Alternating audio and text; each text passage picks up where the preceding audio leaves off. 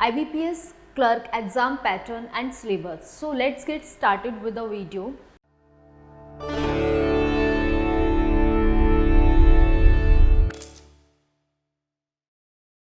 Hello everyone, my name is Himani Sharma. In today's video I am going to tell you about IBPS clerk exam pattern and syllabus. So let's get started with the video.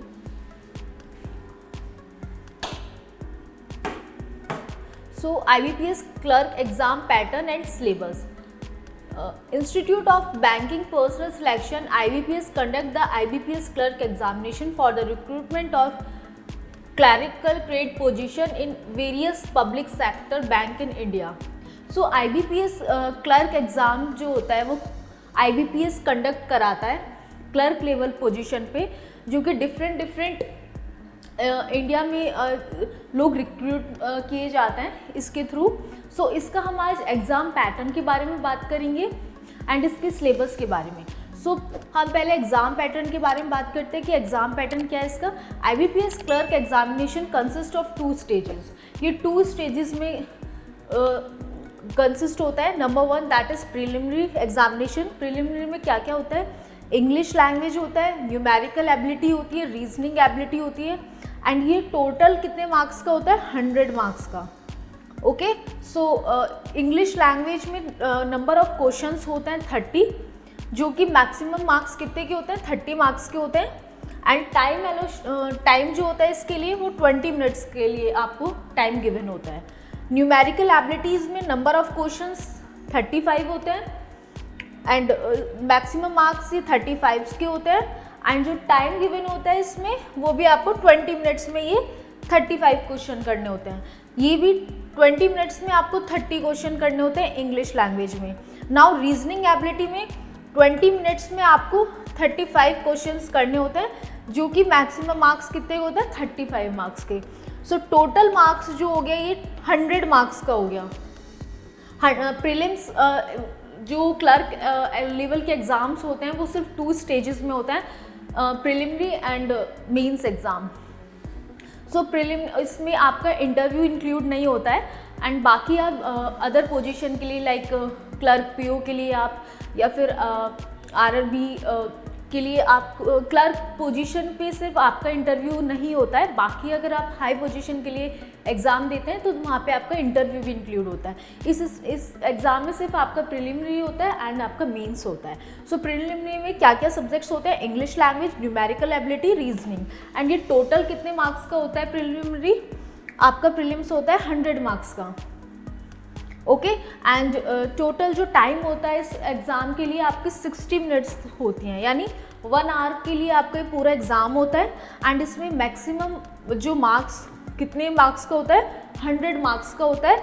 1 घंटे में आपको 100 questions करने होते हैं total और वो 100 ही marks के होते हैं. Now next that is main examination pattern. अब हम प्रीलिम्स जिनका क्लियर हो जाता है देन वो मेंस के लिए मेंस के लिए एलिजिबल होते हैं. एंड उसमें क्या क्या आपके सेक्शन होता है मेंस में? Reasoning and computer aptitude.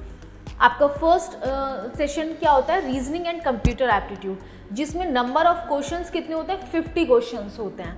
And ये कितने मार्क्स के होते हैं? 60 मार्क्स के लिए होता है ये. एंड इसमें इंग्लिश लैंग्वेज होती है जो कि 40 क्वेश्चंस होते हैं, ये 40 मार्क्स के होते हैं. देन उसके बाद आपका क्वांटिटेटिव एप्टीट्यूड आता है, जिसमें नंबर ऑफ क्वेश्चंस फिर से आपके 50 होते हैं एंड आपको ये कितने 50 क्वेश्चन 50 मार्क्स के होते हैं. नाउ जनरल फाइनेंशियल अवेयरनेस जो होती है वो उसमें 50 क्वेश्चन आते हैं, जो कि 50 मार्क्स के होते हैं.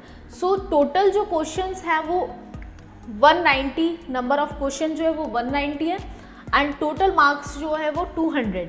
यानी ये जो आपका मेंस का पेपर होता है ये 200 मार्क्स का होता है. एंड इसमें टोटल क्वेश्चंस जो आते हैं वो 190 क्वेश्चंस होते हैं. ठीक है, एंड हर एक सेशन के लिए इसमें प्रॉपर टाइम अलॉट होता है, क्योंकि 160 मिनट्स का पेपर होता है ये पूरा. ओके, 160 मिनट्स में आपको जो रीजनिंग एंड कंप्यूटर एप्टीट्यूड है वो आपको 45 मिनट्स आपको उसके लिए मिलते हैं. एंड इंग्लिश लैंग्वेज भी आपको 35 मिनट्स में आपको 40 क्वेश्चन अटेंड करने होते हैं, जो कि 40 मार्क्स के होते हैं.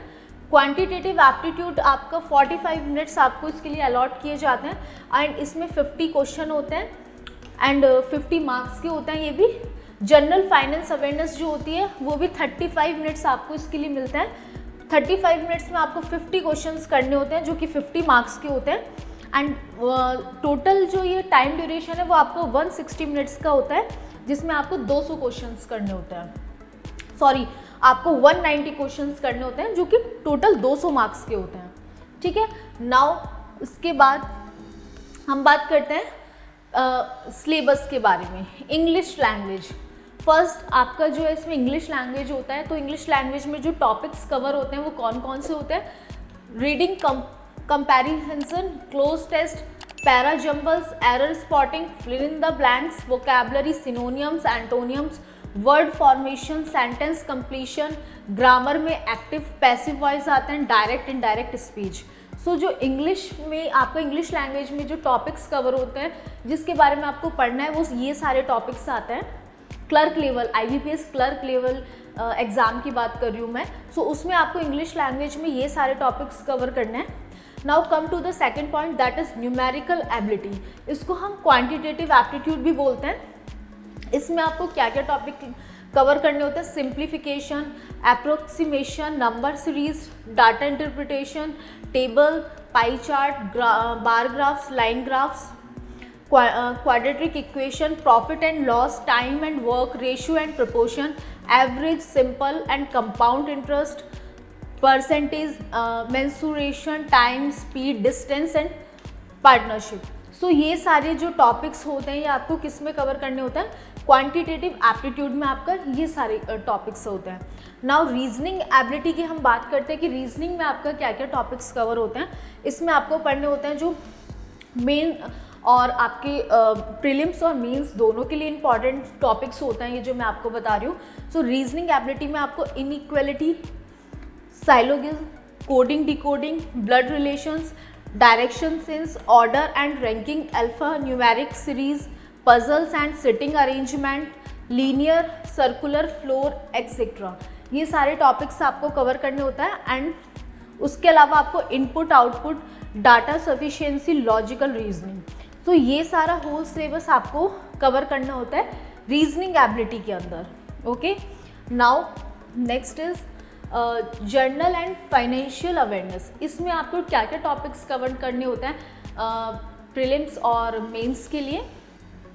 Number 1, current affairs, national and international level के current affairs, banking awareness, financial awareness, static general knowledge, countries, capital, currency, important days etcetera, ये कवर करना होता है। Banking terms, financial institutes, monetary and credit policies, economic news.